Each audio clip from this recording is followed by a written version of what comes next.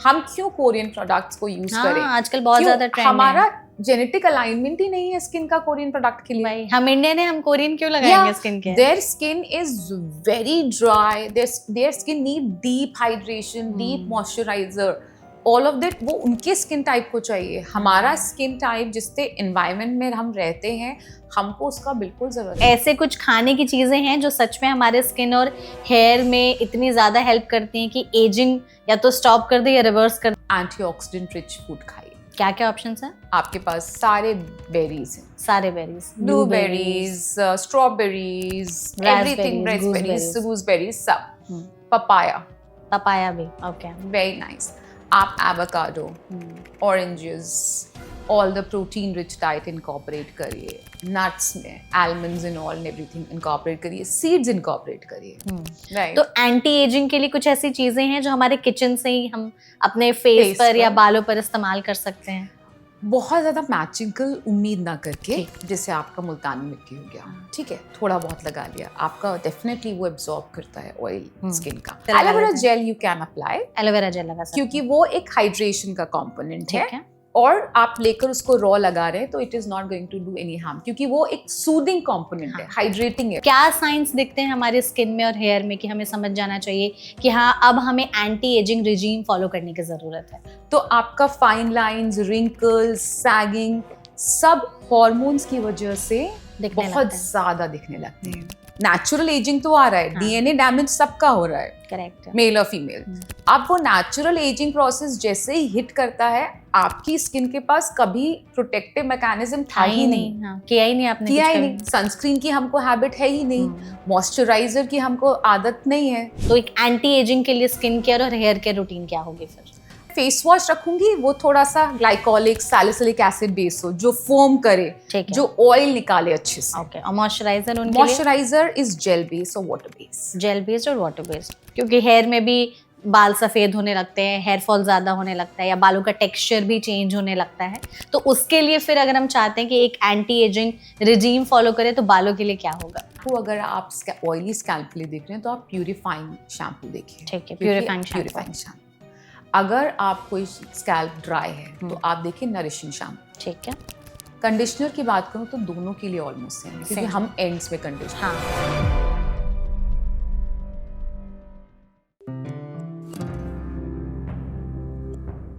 Anti ageing सिर्फ skin से wrinkles हटाने और ग्रे हेयर्स के बारे में नहीं है, ये इस बारे में भी है कि हम अंदर से कितने ज्यादा हेल्दी और फिट हैं।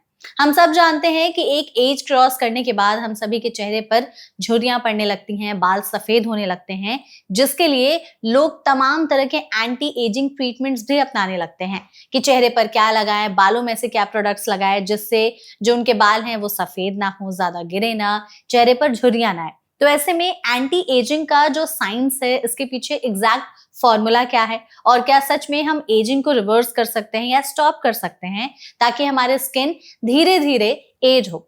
ऐसे में अगर आप भी एंटी एजिंग के साइंस के सारी चीजों को समझना चाहते हैं तो आप एकदम सही जगह पर आए हैं। आज के इस पॉडकास्ट में हम इसी टॉपिक पर बहुत ही डिटेल में सारी जानकारी समझने और जानने की कोशिश करेंगे, जिसके लिए सेशन में हमारे साथ जुड़ी हैं डॉक्टर राधा शर्मा, जो कि डर्मेटोलॉजिस्ट हैं Arcane skin and hair clinic में। तो डॉक्टर, सबसे पहले तो इस सेशन में आपका बहुत बहुत स्वागत है। थैंक यू सो मच हमारे साथ जुड़ने के लिए। और आई एम श्योर नए साल में हमारी जो ऑडियंस है, बहुत सारे लोग ऐसे होंगे जो एंटी एजिंग के बारे में जानना चाहते होंगे कि कैसे हम अपनी स्किन को जवां रख सकते हैं, बालों को गिरने से, झड़ने से रोक सकते हैं। एंड नए resolutions about eating healthy, healthier skin, exactly, perfect. Resolutions बहुत सारे लोग बनाते भी हैं कि हम अपनी स्किन के लिए क्या करें, हेयर के लिए क्या करें, ऐसे क्या स्किन केयर और हेयर केयर रूटीन्स फॉलो करें। जितना अवेयरनेस आजकल हो रहा है उसके according I think people are more and more conscious. Yes, and that is a good thing. अगर हम अपने स्किन और हेयर के बारे में सोच रहे हैं तो सो दैट एक एज क्रॉस करने के बाद लोगों को बॉडी इश्यूज ना हो कि हमारे चेहरा तो पहले जैसा नहीं रहा है, अब तो अब क्या करें। समय रहते ही ध्यान देंगे तो चीजें ज्यादा बेटर हो जाएंगी। बिल्कुल, ऑब्वियसली। तो ये जो एंटी एजिंग वर्ड है, एग्जैक्टली इसका मतलब क्या होता है? तो सबसे पहले तो हम यही चाहेंगे कि हमारी ऑडियंस को यही बताइए आप। ओके, तो होता क्या, एंटी एजिंग बहुत ही एक नेचुरल प्रोसेस है, वो होगा ही, बट आप उसको किस तरीके से डिले कर सकते हैं, प्रिवेंट कर सकते हैं, वो एक टर्म एंटी एजिंग को डिफाइन करता है। अभी उसके लिए आपको पहले ये अंडरस्टैंड करने का जरूरत है कि एजिंग है क्या। हाँ, फिर हम बात करेंगे कि एंटी Anti-aging एजिंग को कैसे इनकॉर्पोरेट करना है। तो एजिंग एक नेचुरल प्रोसेस है। हम्म, हमारा जैसे बॉडी एज कर रहा है वैसे स्किन भी एज करेगा। Understand, skin is also a organ, जैसे बाकी सारे ऑर्गन है, एंड सरप्राइजिंगली जो स्किन है वो largest organ of the body है, तो वो भी एज करेगा विथ टाइम। तो जैसे वो एज करता है उसमें दो फैक्टर्स इन्वॉल्व होते हैं, एक इंट्रिंसिक मतलब अंदर से जो आपके नेचुरल इंटरनल चेंजेस आपकी लाइफस्टाइल की वजह से, हार्मोनल इम्बैलेंस की वजह से और जेनेटिक्स, ठीक है। इनकी वजह से आपकी बॉडी में जो चेंजेस आ रहे हैं, आपकी स्किन में जो चेंजेस आ रहे हैं, वो इंट्रिंसिक चेंजेस हैं या अंदरूनी चेंजेस जो हो रहे हैं। ओके, वन इज एक्सट्रिंसिक, बाहरी दुनिया की चेंज वजह से क्या चेंजेस आ रहे हैं, या आप जो चीजें इनकॉर्पोरेट कर रहे हैं बाहर से, जो अपने लाइफस्टाइल में चेंजेस कर रहे हैं, वो कुछ भी हो सकता है। आपका पोल्यूशन हो सकता है, आपका सन एक्सपोजर हो सकता है, आपका drinking, smoking habit, sleep, all of it. तो ये सब कुछ दोनों चीजें कोलैबोरेशन में एजिंग करती हैं। तो हमको जब इन एंटी एजिंग की बात करेंगे तो इन सबको साथ में लेके चलना पड़ेगा। करेक्ट। बाद में ट्रीटमेंट पोर्शन आता है कि अच्छा मेरे को इतने टाइम बाद इतना कुछ हो गया है, इसके लिए मैं क्या कर सकती हैं। बट पहले ये है कि ऑलरेडी हमको दो सेगमेंट्स जो पता हैं उनमें हम क्या कर रहे हैं, उसके बाद एडवांसमेंट आगे आता है, उसके बाद ट्रीटमेंट आते हैं। तो ये फाउंडेशन है बेसिकली। बिल्कुल, ये चीज आपने सही की कि ये दो फैक्टर्स है, ये सबसे इम्पोर्टेंट है। अगर इन्हीं दोनों को हम ठीक कर लेंगे तो आई डोंट थिंक सो कि बहुत ज्यादा ट्रीटमेंट वगैरह की भी नीड होगी ही। इन्हीं दोनों पर थोड़ा सा हम डिटेल में बातचीत करने की कोशिश करते हैं। पहले आपने कहा एक जो अंदरूनी बदलाव होता है, समय के साथ हम सबकी स्किन, बॉडी सब में चेंजेस आते हैं। वो एक एज क्या होता है जिसके बाद से एजिंग का जो प्रोसेस है वो हमारे स्किन में शुरू हो जाता है? तो एक एज पर्टिकुलर डिफाइन है, जिस दिन से आप पैदा होते हैं एजिंग उस दिन से शुरू हो जाती है। हाँ। ठीक, पर एक टाइम पर जब सबसे ज्यादा वो एक पॉइंट आउट करने लगती है आपको कि आपको बॉदर कर रहा है, अब दिख रहा है, अब नजर आ रहा है, अब पिगमेंटेशन ब्लॉची हो गया है, स्किन थोड़ा वेलवेटी जैसा थिक हो गया है texture wise, fine lines, wrinkles दिखने लगे हैं, थोड़ा सैगिंग आना शुरू हो गया है। ये सब चीजें जब एक, या तो आप खुद को बॉदर होने लगते हैं, आप खुद देखते हैं रोज मिरर में, ओ ये नहीं था, ये हो गया है, अब आ गया है, ये पिगमेंटेशन, ये वेलवेटी, ये स्किन की रफनेस पहले नहीं थी, अब होने लगी है, अब मैं फील करने लगी कुछ दिनों से। या हम जिस समाज में रहते हैं, जिस सोसाइटी में रहते हैं, लोग बोलते हैं वो भी बहुत ज्यादा is not very nice to us and specifically to the females. तो या वो पॉइंट आउट करने लगते हैं कि अरे ये पिगमेंट, ये काला निशान कब से आ गया, या ये क्यों हो रहा है, तुम्हारा स्किन इतना अजीब लग रहा है, कुछ करती क्यों नहीं हो इसके लिए। नॉलेज बहुत सारी चीजें हैं, दोनों तरीके से लोग बॉदर होते हैं इन सब चीजों से। तो आपके हिसाब से अगर हम एजिंग को थोड़ा सा स्लो करना चाहते हैं तो कोई ऐसा एज है कि इस उम्र के बाद हम एंटी एजिंग के लिए एक अलग से रूटीन जो है वो फॉलो करना शुरू कर दें? सी आफ्टर 30 साल के बाद आपके 30 से 35 का जो स्पेक्ट्रम है, एक आइडियली आजकल हमने उसको और थोड़ा सा ऊपर ले लिया है, बिकॉज जिस तरीके से हम लाइफस्टाइल चेंजेस की तरफ जा रहे हैं, हर चीज शिफ्ट हो रही है। लाइफस्टाइल पहले जितना लोग जीते थे अब उतना नहीं जीते, quality of life has compromised. तो अब क्या था, पहले 30-35 के बीच में स्पेक्ट्रम में सोचे चलो ठीक है आप एंटी एजिंग शुरू कर सकते हैं, बट उसको हम डर्मेटोलॉजिस्ट ने थोड़ा सा और 2-3 साल पीछे खींचा है। ठीक है, 28-27। So 28 is something which I prefer कि आप अभी प्रिवेंटिव शुरू कर लीजिए, ठीक है, ताकि आपके जो चेंजेस, मुझे लगता है आपकी स्किन में अर्ली साइंस ऑफ एजिंग आ रहे हैं, राइट, जो आगे जाके अभी रिंकल्स दिख रहा है बट बहुत फाइन है, बट मुझे पता है कि ये और 1.5-2 साल में जैसा आपका लाइफस्टाइल है या जैसा आपका स्किन केयर रूटीन चल रहा है और विजिबल हो जाएगा। करेक्ट। तो इस एज पर मुझे बहुत माइनर चेंजेस करने का जरूरत है, वो चीज शायद मैं एक्सटेंसिवली डाउन द ईयर्स बाद में करूं, पर अभी इस टाइम पर I need to start incorporating, थोड़ा हल्का डोज में, थोड़ा हल्का क्वांटिटी में, हल्के फॉर्म में, उस तरीके से हम 28 और 30 के बीच में उसको इनकॉर्पोरेट करना शुरू कर दें। आपने जैसे कहा कि इस एज में हमें थोड़े से साइंस ऑफ एजिंग दिखने लगते हैं, क्या साइंस दिखते हैं हमारे स्किन में और हेयर में कि हमें समझ जाना चाहिए कि हाँ अब हमें एंटी एजिंग रिजीम फॉलो करने की जरूरत है? सो एजिंग हमको ये समझने का जरूरत है कि दोनों में, मेल फीमेल में डिफरेंट होती हाँ, है, दोनों का आप बताइएगा। Right? Starting from female, hormonal imbalance after the age of 30 बहुत इमेंस हार्मोनल फ्लक्चुएशंस होने लगते हैं, जिसकी वजह से ageing comes in a picture, बहुत स्ट्रॉन्ग दिखने लगता है, जो पिगमेंटेशन आपको नहीं बॉदर कर रहा था वो दिखने लगेगा, बहुत एविडेंटली दिखने लगेगा। कोलाजन का रिपेयर मैकेनिज्म कम हो जाता है, जिस स्पीड से आपका कोलाजन सेल बन रहा होता है वो स्पीड स्लो हो जाती है, तो आपका फाइन लाइंस, रिंकल्स, सैगिंग सब हॉर्मोन्स की वजह से बहुत ज्यादा दिखने लगते हैं। Then at the same time, till 30-35, females go through pregnancy, the work-life balance उनको मैनेज करना होता है, social responsibility, family responsibility, तो females बहुत सारा कुछ cater करती हैं अपने साथ में, जिसको एक collaborated stress की फॉर्म में मैं प्रेजेंट करती हूँ कि बहुत ज्यादा स्ट्रेस के साथ they go through, तो वो stress, lack of sleep, again hormonal imbalance, lifestyle changes, diet, you have kids, you more care about कि बच्चे ने खाना खाया या नहीं खाया, rather आप than अपने पे ध्यान नहीं देते हो, right? तो ये सब कुछ कोलैबोरेशन में फीमेल्स के लिए एजिंग का बहुत बड़ा फैक्टर है। While males, they definitely work, stress, and secondary is they never cared about their skin when they were needed to. जब जरूरत था, जब सनस्क्रीन की जरूरत थी तब नहीं किया, तब हैंड वॉश से मुंह धो रहे थे। Exactly, right. क्रीम नहीं, क्या लगाते हैं फेस पे, कुछ नहीं, मैंने तो मुंह धोया और चला गया।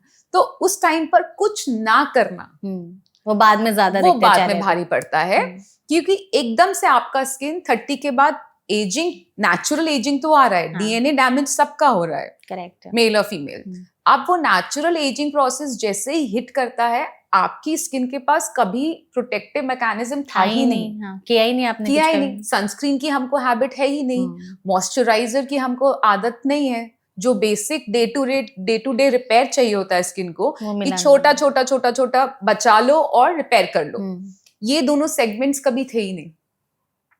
ठीक, तो वो एक जो शिफ्ट आ रहा है सोसाइटी में, जो बहुत जरूरी है कि स्किन केयर को जेंडर से रिलेट ना करना चाहिए, राइट। कॉस्मेटिक इज डिफरेंट, तो स्किन केयर और कॉस्मेटिक दो अलग अलग सेगमेंट हैं और बिल्कुल एक दूसरे से अलग है। करेक्ट।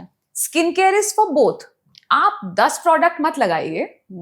आई अंडरस्टैंड कि मेल आदमियों को, मेल्स को नहीं होता है कि हम 10 नहीं लगा सकते, आई अंडरस्टैंड, बट अगर आप एक अच्छे डर्मैट के पास जाएंगे तो वो आपको शायद 3 प्रोडक्ट ही देंगे कि आप ये 3 प्रोडक्ट लगा लीजिए, एक अच्छा फेस वॉश, एक अच्छा मॉइस्चराइजर, एक अच्छा सनस्क्रीन, बस इतने की नीड है। Correct, this is basic. अगर आप कर रहे हैं तो बाकी तो there is no end to it.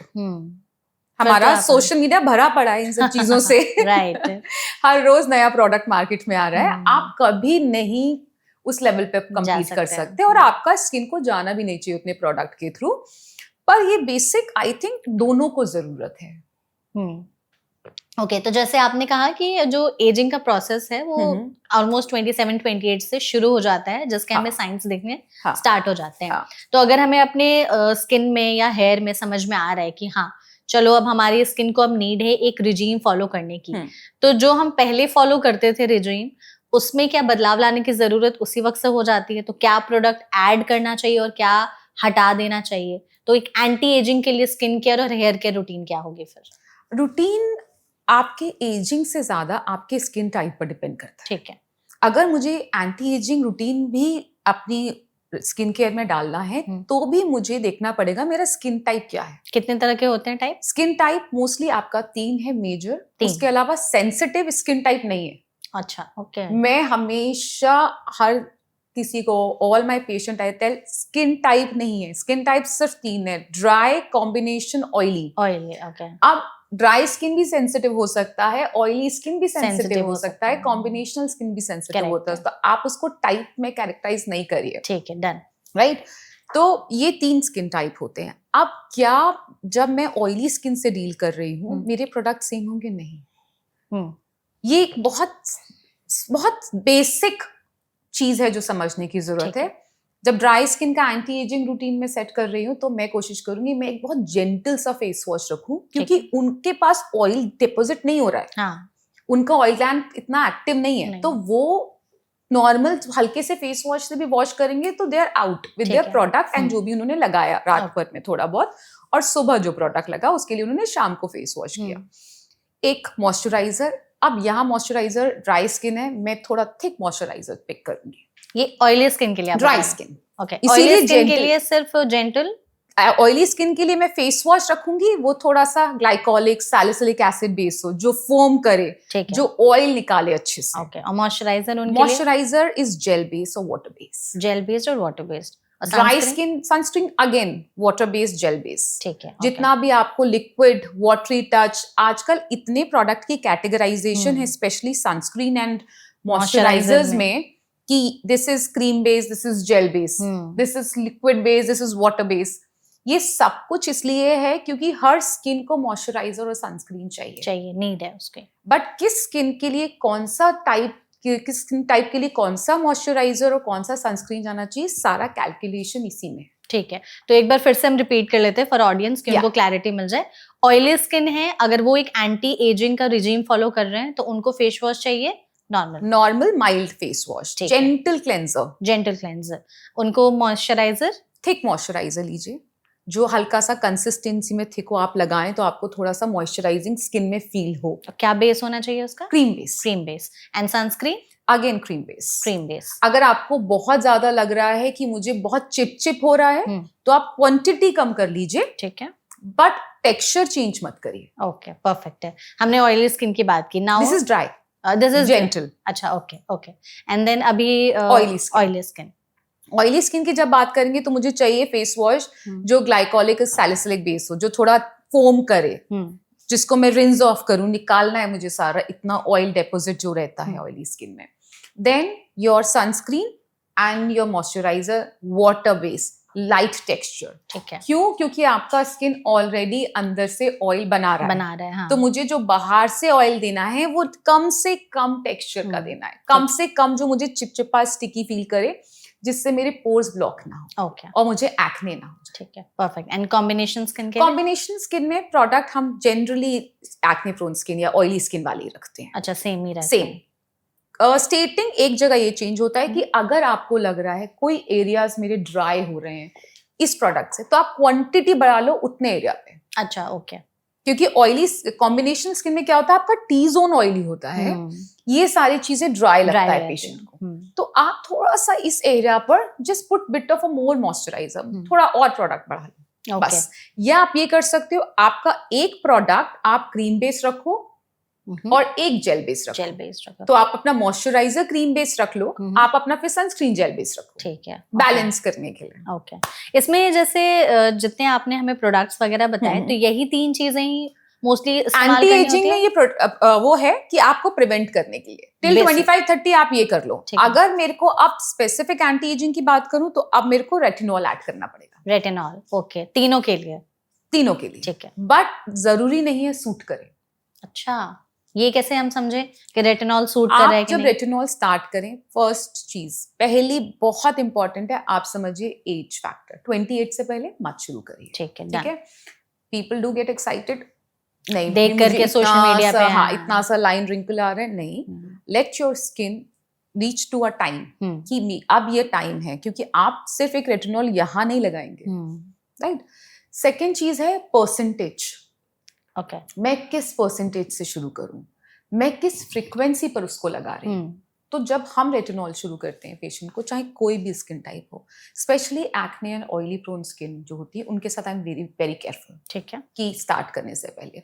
और यहाँ पर जब हम ड्राई स्किन में स्टार्ट करते हैं तो हम कोशिश करते हैं कि जितना ज्यादा स्किन को मॉइस्चराइज करके रखा जाए वो बेटर है, क्योंकि रेटिनॉल स्किन को ड्राई करता है। हाँ, तो ड्राई स्किन वालों के लिए और प्रॉब्लम होगी, इसलिए आपको एक अच्छा मॉइस्चराइजर और कंप्लायंस, आपको पेशेंट को ये समझाना पड़ेगा कि आप रेटिनॉल स्टार्ट तो कर रहे हैं, बट आपको अपना मॉइस्चराइजर के साथ और सीरियस होना पड़ेगा। परफेक्ट। आपको मॉर्निंग में सनस्क्रीन लगाना ही पड़ेगा, बिकॉज रेटिनॉल को रिक्वायर्ड होता है फोटो प्रोटेक्शन। अच्छा, ओके, सो आप नेक्स्ट डे सनस्क्रीन लगाइए ही लगाइए। इससे आपकी दो चीजें हो रही हैं, आपका जो, क्योंकि रेटिनॉल सन प्रोटेक्शन दो चीजें हैं, रेटिनॉल से आप कोलेजन बूस्ट कर रहे हैं, हाँ, अब वो जो चीज बना रहे हैं उसको प्रोटेक्ट भी तो कर लीजिए करना सुबह। है। तो दैट्स वाई मॉर्निंग में एंटीऑक्सीडेंट ऐड करना, विटामिन सी सीरम ऐड करना, सनस्क्रीन ऐड करना is a morning anti ageing routine. ठीक है। नाइट में आप सिर्फ रेटिनॉल को इनिशियली आप वंस अ वीक शुरू करिए, लोअर परसेंटेज, आप नोटिस करिए अपने स्किन को 2-3 वीक्स, एक बार मैंने लगाया ऑल ओके कुछ नहीं हो रहा कुछ नहीं हो रहा है। फिर आप उसको ट्वाइस अ वीक में गैप करिए। ठीक है। उसका रीजन है, एक दिन मैंने लगाया, आई एम गिविंग 2 दिन का breather to my skin to heal. Constantly मैं रोज रेटिनॉल लगाऊंगी तो इतना ड्राइनेस, इतने से मेरा स्किन तुरंत रिएक्ट करेगा। तो इसको बोलते हैं स्किन को अडेप्ट कराना किसी चीज के लिए, क्योंकि नई चीज हम डाल रहे हैं। Always start slow. कितना परसेंटेज होना चाहिए रेटिनॉल का? 0.01 के साथ शुरू करिए। 0.01। तो इसको किस फॉर्म में ले, सिरम, क्रीम या आप अगर ड्राई स्किन है तो क्रीम में ले सकते हैं। Serum form is mostly a very pure form. Okay. So 0.1, 0.005, then 1%, then 2% तक आते हैं। ठीक है। So start very slow. अगर आपको लग रहा है कि आप थोड़ा लेट शुरू कर रहे हैं लाइफ में, then you can start with 0.5% also. ठीक है। उसको आप ट्वाइस अ वीक से शुरू करिए। परफेक्ट। ओके। तो इसलिए दो चीजें इंपॉर्टेंट है। एंटी एजिंग का बेसिक है, सुबह में आप प्रोटेक्ट करिए, रात में आप रिपेयर करिए। सुबह एंटीऑक्सीडेंट लगाइए, सनस्क्रीन लगाइए, दोनों प्रोटेक्ट करते हैं। एंटीऑक्सीडेंट भी सन से बचाता है, सनस्क्रीन भी protecting you from ultraviolet radiation. Night में आप रिपेयर कर रहे हैं, मॉइस्चराइजर स्किन को रिपेयर करता है, रेटिनॉल कोलेजन बूस्ट करता है। परफेक्ट है। तो बेसिक फंडा ये है एंटी एजिंग रूटीन का। तो ये स्किन के लिए है। अगर हम हेयर के लिए समझे तो, क्योंकि हेयर में भी बाल सफेद होने लगते हैं, हेयर फॉल ज्यादा होने लगता है, या बालों का टेक्सचर भी चेंज होने लगता है, तो उसके लिए फिर अगर हम चाहते हैं कि एक एंटी एजिंग रिजीम फॉलो करें तो बालों के लिए क्या होगा? हेयर के साथ is a very tricky thing. Okay. Reason क्या है उसका, व्हाई इज इट ट्रिकी? क्योंकि हेयर को आपको रूल आउट करना पड़ेगा। हेयर के भी टाइप्स होते हैं? हेयर स्कैल्प के टाइप होते हैं। स्कैल्प टाइप्स होते हैं। तो जनरली हेयर क्या होता है, आपका अगर स्कैल्प ऑयली है तो आपका जो हेयर होगा वो नीचे वाला ड्राई होगा। हाँ, राइट। अगर आपका स्कैल्प ड्राई है तो आपका ओवरऑल हेयर ही ड्राई रहेगा। तो आपको जो शैम्पू भी चूज करना है, जो प्रोडक्ट भी चूज करने हैं, आप हेयर टाइप के अकॉर्डिंग मत चूज करिए, आप स्कैल्प टाइप के अकॉर्डिंग चूज करिए। क्योंकि हम भूल जाते हैं कि हम क्लीन स्कैल्प कर रहे हैं। हाँ, हेयर तो नहीं, हेयर नहीं क्लीन कर रहे हो। आपका अगर स्कैल्प हेल्दी है तो इवेंचुअली बाल उसी से बन के बाहर आ रहा है, तो वो ऑटोमेटिकली अपने आप हेल्दी होगा। And you end up cleansing it your hair, तो वो बाल हो ही जाता है, नेचुरली है क्लीन करना। But how much are we focusing on cleansing our scalp? हम क्या उसके कंसर्न्स को एड्रेस कर रहे हैं? हमको अगर डैंड्रफ है तो हम उसको कितना एड्रेस कर रहे हैं? ठीक है। All of this nutritional deficiencies को हम कितना देख रहे हैं, हम कितना फ्रिक्वेंटली कलर लगा रहे हैं। एक एज के बाद मैं अगर टीन एज में या मेरे अर्ली 20s 30s में अगर बहुत हैबिचुअल हूँ कलरिंग के लिए, क्या मेरे बाल वो सेम कलरिंग कैपेसिटी को डाउन द इयर्स टॉलरेट कर पाएंगे या नहीं? आई विल हैव टू, मेरे को थोड़े से हर्बल कलर्स में स्विच करना पड़ेगा। ठीक है। पीपीडी अमोनिया फ्री कलर्स को देखना पड़ेगा मुझे, क्योंकि उसका रीजन सिर्फ ये नहीं होता कि वो एजिंग को प्रमोट कर रहे हैं, वो और भी चीजें, वो आपको फोरहेड पिगमेंटेशन देने लगते हैं। ओके। तो अगर हमें स्कैल्प टाइप के अकॉर्डिंग हेयर के लिए एंटी एजिंग का एक रिजीम फॉलो करना होगा तो कैसे होगा? कि कौन सा शैम्पू या कौन सा कंडीशनर या उसके लिए कौन सा मास्क, किस तरीके का चूज करें? हेयर के लिए आप स्कैल्प टाइप के अकॉर्डिंग और हेयर टाइप के अकॉर्डिंग मास्क चूज कर सकते हैं। शैम्पू अगर आप ऑयली स्कैल्प के लिए देख रहे हैं तो आप प्यूरिफाइंग शैम्पू देखिए। ठीक है, प्यूरिफाइंग शैम्पू। अगर आप कोई स्कैल्प ड्राई है तो आप देखिए नरिशिंग शैम्पू। ठीक है। कंडीशनर की बात करूं तो दोनों के लिए ऑलमोस्ट सेम है, क्योंकि हम एंड्स में कंडीशनर, सिर्फ ऑयली स्कैल्प जिनका है वो कंडीशनर लेंथ पे लगाएंगे। Okay. They will avoid getting their conditioner इसके ऊपर। अच्छा। बिकॉज क्या है ना, स्कैल्प इतना ऑयली है कि इवेंचुअली यहाँ तक आपके कुछ आवर्स तक आ ही जाएगा ऑयल और मॉइस्चर, यहाँ तक नहीं पहुंचता। ठीक है, तो यहाँ लगाना जरूरी है। पुट मास्क कंडीशनर जो भी है आप यहाँ लगाइए एंड्स में। Dry skin through out the length पूरा। ठीक है। एंड आप मास्क भी लगा सकते हैं, आप कंडीशनर्स भी लगा सकते हैं। ये वही है जैसे आप नहाने के बाद बॉडी पर बॉडी लोशन लगा रहे हैं। ठीक है। ओके। तो मास्क में ऐसा कुछ नहीं है कि स्पेसिफिक हेयर मास्क वगैरह? आप once in a week mask लगाइए, कोई स्पेसिफिकेशंस नहीं है। ऐसा होता है मास्क की आप एक बहुत एक्सटेंसिव मॉइस्चर दे रहे हैं, और कंडीशनर इज लाइक आप डे टू डे मॉइस्चर दे रहे हैं। तो आप रोज लगाइए conditioner, but twice a week, once a week mask mask लगाइए। लगा सकता या लोग डीप कंडीशनिंग करते हैं, लोग मास्क लगा के छोड़ देते हैं आधे घंटे के हूँ। लिए, वो चीज है। उसी को कुछ लोग पार्लर में जाके स्पा फॉर्म में करा हाँ, लेते करा हैं। लेते हैं। हाँ, ठीक है, ओके। तो ये हेयर और स्किन के लिए ये हम hair इस तरह skin। के एंटी एजिंग जो है हाँ, बस रूटीन हेयर फॉलो को कर सकते हैं। प्रोटेक्ट करना इज इम्पोर्टेंट। हम्म, जैसे आप बहुत एक्सटेंसिव सन एक्सपोजर में जा रहे हैं, तो हाँ। जैसे आप स्किन को प्रोटेक्ट करते हैं, आपको हेयर को भी करना चाहिए। ओके, हेयर के सनस्क्रीन्स भी आ गए हैं। हेयर के लिए भी ओके, नाइस। एंड तो cover it with the scarf, cover it with the hat. पहन कर अगर बाहर निकल रहे बाहर तो ये निकल सही रहे, है, हाँ। परफेक्ट है। तो जैसे इसमें आपने हमें रेटिनॉल का बता दिया कि आपको रेटिनॉल ऐड करना चाहिए। इसके अलावा मार्केट में बहुत तरह के प्रोडक्ट्स आते हैं कि कोलाजन बूस्टिंग सप्लीमेंट्स आ गए हैं, hyaluronic एसिड वाली चीजें आ गई, रेटिनॉल तो एक है ही, इसी तरह के बहुत सारे कि ये प्रोडक्ट्स है वो प्रोडक्ट्स है। एक तो इनके नाम ऐसे ऐसे होते हैं कि लोग भी बहुत ज्यादा वो मतलब एक्साइट हो जाते हैं कि हाँ शायद कुछ तो अलग टाइप का आया है मार्केट में, तो लगाना शुरू कर देते हैं। तो ये सारी चीजें हमें सोशल मीडिया हाइप के अकॉर्डिंग लगानी चाहिए अपनी स्किन और हेयर पे, या जस्ट एक हाइप है? प्रॉब्लम क्या है, बहुत कुछ है। हाँ, so much things in content, है ना। और आजकल तो इतना हो गया है कि honestly speaking funniest part is कि आजकल पेशेंट ऐसे ऐसे इंग्रेडिएंट्स लेके जाते हैं दैट वी आर सरप्राइज्ड। 3 साल 4 साल कॉलेज में मैं पढ़ने के बाद and then practice throughout 10-15 years, हमको नहीं पता है वो इंग्रेडिएंट हाँ, क्या है, right. And they are coming and मैंने कहा इसको कहाँ से लाए हो? कुछ नया ही है ये। एंड नए चीजें, नए नाम। हमको ये देखने की जरूरत है कि मेरे स्किन को क्या सूट करता है, हाँ, क्या ट्रेंड, क्या मेरी स्किन, हम क्यों कोरियन प्रोडक्ट्स को यूज हाँ, करें? आजकल बहुत क्यों ज्यादा ट्रेंड है। हमारा जेनेटिक अलाइनमेंट ही नहीं है स्किन का कोरियन प्रोडक्ट के लिए। भाई हम इंडियन है, हम कोरियन क्यों लगाएंगे स्किन के? Their skin is very dry. Their skin need deep hydration, deep moisturizer. All of that वो उनके स्किन टाइप को चाहिए। हमारा स्किन टाइप जिससे एनवायरनमेंट में हम रहते हैं, हमको उसका बिल्कुल जरूरत नहीं। हमको 10 स्किन केयर रूटीन या 7 स्किन केयर रूटीन जो इतना ट्रेंड हुआ था लास्ट ईयर, यस, हमको उस चीज का बिल्कुल भी रिक्वायरमेंट नहीं है। क्योंकि फर्स्ट हमारे यहाँ का pollution, sweaty environment, all of it सब अलग है, सब अलग है। और हमारा स्किन वो टॉलरेट नहीं कर सकता। तो आप समझिए आपके जो स्किन केयर रूटीन है that is suppose to be according to Indian skin type. Right. आप प्रोडक्ट कोई एक बहुत फैंसी प्रोडक्ट, मतलब बेसिक स्किन प्रोडक्ट से मैंने लोगों को एलर्जी होते हुए देखा। Vitamin C, I have patient coming up, मैं नाम नहीं लूंगी ब्रांड्स का, very good brand, vitamin C से एलर्जिक है।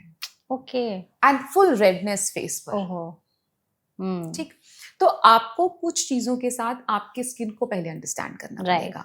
कोई चीज जो देखने में everything which is glowing is not diamond. Yes, right. और एवरीथिंग जो ट्रेंड में है वो जरूरी नहीं कि आप खरीद के लगाएं ही। इट्स सेफ और आपके लिए है कि नहीं है ना। कोई चीज अगर मेरी फ्रेंड को सूट कर रही है प्रोडक्ट, आपको करेगी कि नहीं? बहुत बहुत ज्यादा होता है। क्यों यूज किया?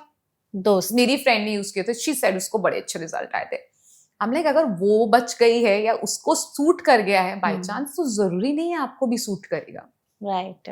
तो ट्रेंड एंड द प्रोडक्ट आपको देखना पड़ेगा। आप समझिए पहले अपनी स्किन को, ठीक है, उसके बाद पिक करिए और जंप मत करिए। बिल्कुल। कि मैंने एक प्रोडक्ट स्टार्ट किया, मैं पहुंच गई डॉक्टर के पास, मैंने इसको 1 हफ्ते लगा लिया, मुझे तो कोई रिजल्ट नहीं आया। इतनी जल्दी तो आएगा नहीं। हाँ, राइट। मिनिमम टाइम रिक्वायर्ड, कम से कम आपको एक प्रोडक्ट को 1.5 से 2 महीना देना है। ठीक है, अडेप्ट होने के लिए, वर्क करने के लिए। स्किन से वो धीरे धीरे करके पेनिट्रेट हो रहा है, डीप जाएगा, फिर वो अपना काम करना शुरू करेगा, फिर उसको रोज इतना चाहिए, इतना रेगुलर एप्लीकेशन भी उसको लगेगा, तब वो इफेक्ट देना शुरू करेगा, तब वो रिजल्ट देना शुरू करेगा। Okay. अभी जैसे ना सोशल मीडिया पर एक और ट्रेंड है इन सब के अलावा कि ईट योर स्किन केयर और ईट योर हेयर केयर जो चीजें हैं, तो ऐसे कुछ खाने की चीजें हैं जो सच में हमारे स्किन और हेयर में इतनी ज्यादा हेल्प करती हैं कि एजिंग या तो स्टॉप कर दे या रिवर्स कर दे या उसका प्रोसेस थोड़ा स्लो कर दे? आई थिंक वो थोड़ा बेटर ट्रेंड है। ईट is better than applying it. Yes, right. So don't apply your food on your skin. Eating is still a better option. ठीक है। पर आप क्या क्या ऑप्शंस, किस कंसर्न के लिए खाना चाहते हैं उस चीज को। Eating healthy is any which ways better. वो आपके स्किन के लिए नहीं, वो आपकी ओवरऑल बॉडी की हेल्थ के लिए इम्पोर्टेंट है। राइट। जैसा आप खा रहे हैं, वैसा first thing is reflection. Your mirror is your skin. उससे सब रिफ्लेक्ट हो रहा है, ठीक है। अगर आप हाई शुगर कंटेंट ले रहे हैं, your acne will come. High glycemic index diet को बहुत सारे रिसर्च पेपर्स ने रिलेट किया है with acne okay, and polycystic PCOD के साथ। पीसीओडी, हाँ। तो जो पीसीओडी का मेन ट्रीटमेंट लाइन में एक बहुत इंपॉर्टेंट फैक्टर रखा गया है, उन लोगों को अपने हाई ग्लाइसेमिक इंडेक्स डाइट से बच के रहना है। कट डाउन भी करना पड़ेगा। मैं अपने पेशेंट को कंप्लीट ऑफ शुगर कर देती हूँ कि अगर आपको एक्ने नहीं चाहिए तो you will have to avoid sugar, you will have to avoid dairy products, your cheese, your milk, sometimes lactose intolerance also is there. You have to avoid all oily fried foods. ठीक है, ये सब बिल्कुल हटाना। Incorporate क्या करने की जरूरत, इवन शुगर एंटी एजिंग में कोलेजन भी ब्रेक डाउन करता है, तो एनी विच वेज वो हेल्दी नहीं है हर तरीके से, उसमें कोई न्यूट्रिशन भी नहीं है वैसे भी। तो इनकॉर्पोरेट हमको क्या करना है हेल्दी डाइट के हिसाब से, आप एंटीऑक्सीडेंट रिच फूड खाइए। क्या क्या ऑप्शंस हैं आपके पास? सारे बेरीज हैं, सारे berries, blueberries, strawberries, everything, raspberries, gooseberries, सब। पपाया भी, ओके, वेरी नाइस। आप avocado, oranges, all the protein rich diet incorporate करिए, नट्स में almonds and all everything incorporate करिए, सीड्स इनकॉर्पोरेट करिए। अगर आप नॉन वेजिटेरियंस हैं, though I do not prefer, but you can have still have fish, that's good for your skin and hair again. Okay, so diet का whatever the component, आप ये देख लीजिए आपको हटाना क्या क्या है, ठीक है। इवेंचुअली जो बचता है वो हेल्दी ही है, right. So we have lot of things in the kitchen to work around, but आपको प्रोटीन आप मेंटेन करके रखिए, आप एंटीऑक्सीडेंट लेवल मेंटेन करके रखिए। ये सब चीजें आप इन जनरल अपने डाइट में इनकॉर्पोरेट करेंगे ना, तो eventually you will start seeing my skin is looking better. Besides this और क्या, डाइट के अलावा और क्या चेंजेस हैं? Workout, exercise, very important, because exercise से आपके हॉर्मोन्स रेगुलेट रहते हैं, ठीक है। आपकी मसल स्ट्रेंथनिंग से जितना आप रीस्ट्रेस करते हो, it's all boost collagen whenever you workout. For females specially, इतना वेट ट्रेनिंग का बात हो रहा है, इतना स्ट्रेंथ ट्रेनिंग का बात हो रहा है, it's all because to maintain your ageing. अगर आप हेल्थ मेंटेन कर रहे हैं, बॉडी मेंटेन कर रहे हैं, तो आपका स्किन उसका बाई प्रोडक्ट हो जाता है, वो दिखने लगेगा आपकी स्किन पर, राइट। आप स्वेट करते हैं, टॉक्सिन्स रिलीज हो रहे हैं बॉडी से व्हेन यू वर्कआउट, तो जब टॉक्सिन बाहर हो रहा है बॉडी से, तो again your body is healthy, right. So बहुत सारी चीजें हैं, दैट इज वेरी इंपॉर्टेंट। आप कितना सो रहे हैं, स्लीप इज वेरी इंपॉर्टेंट। अगर मैं सिर्फ अच्छा खा रही हूँ और मैं बहुत लेजी हूँ, मैं बॉडी को कोई वर्कआउट नहीं दे रही हूँ, I don't have a slip pattern set, I constantly into smoking, drinking, no rest to the body, तो ये बहुत टाइम तक अकेला सपोर्ट नहीं कर पाएगा।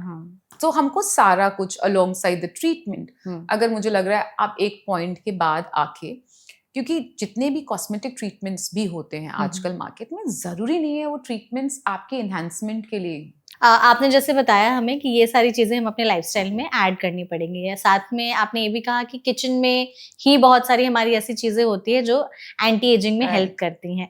तो इसमें 2-3 मेरे सवाल होंगे, जैसे कि लोग आजकल हर्बल प्रोडक्ट्स पे काफ़ी ज़्यादा डिपेंडेंट हैं कि हमें ऑर्गेनिक और हर्बल प्रोडक्ट्स चाहिए।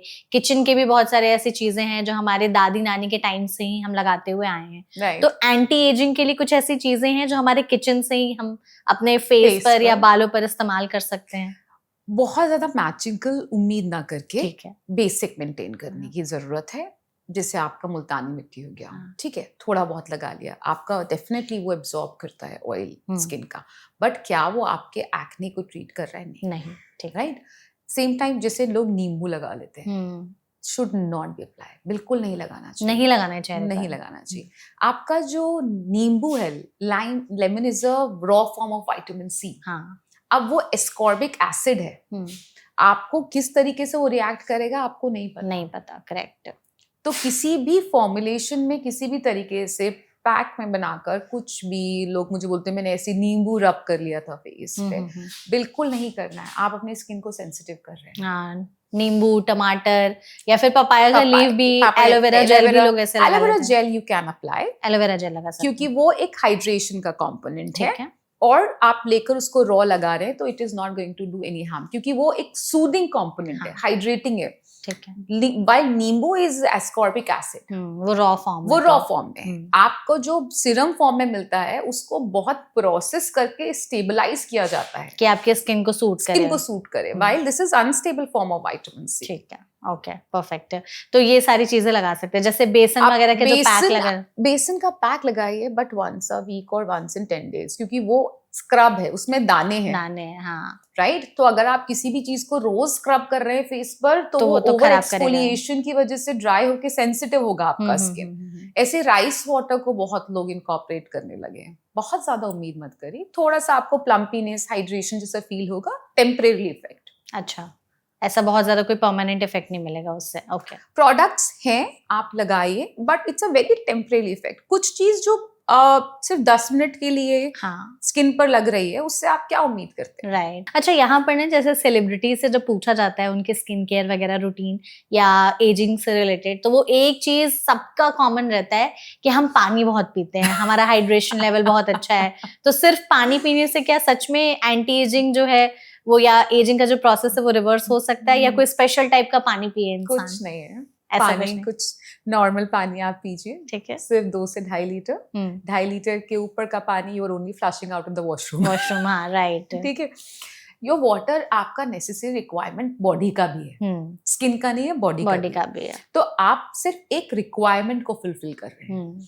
अगर आप डिहाइड्रेटेड हैं तो बॉडी ड्राई फील करेगा, सेंसिटिव होगा, सिंपल है। उससे को बहुत ज्यादा पानी पीने से क्या उसमें बहुत चेंजेस आपका ऐसा होएगा। एंटी वाटर कभी भी एंटी एजिंग का रूटीन का पार्ट नहीं, तो ये लोग ऐसी बस हमें बेवकूफ बनाते हैं। नेवर। मतलब अगर पानी पीने से अगर एंटी एजिंग होता तो सब पानी पी रहे होते। हाँ, राइट, ठीक है। लोग 3-3, 4-4 लीटर पानी पीते हैं दिन में, बट आपको तो भी लगेगा उनमें बहुत सारी स्किन में इश्यूज है, बहुत सारे प्रॉब्लम्स है। तो पानी आपका ओवरऑल बॉडी का रिक्वायरमेंट है। ठीक है।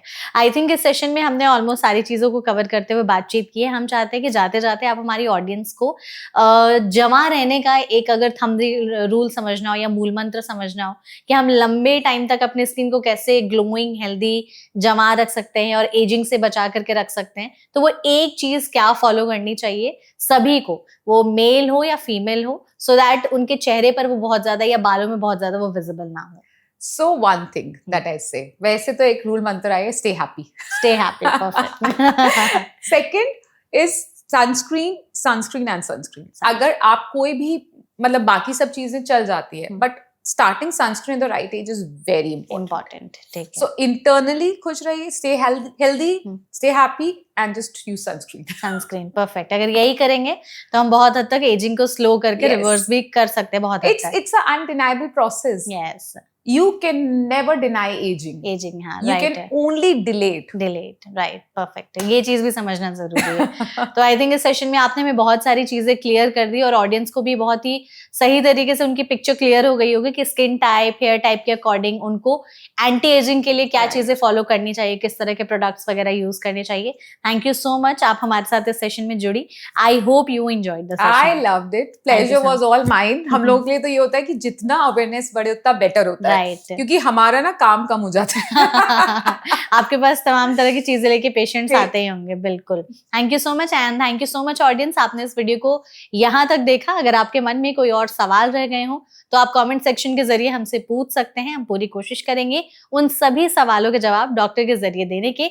ऐसे और भी हेल्पफुल सेशंस के लिए हमारे चैनल एनबीटी लाइफ को सब्सक्राइब और फॉलो करना बिल्कुल ना भूलें। Thank you.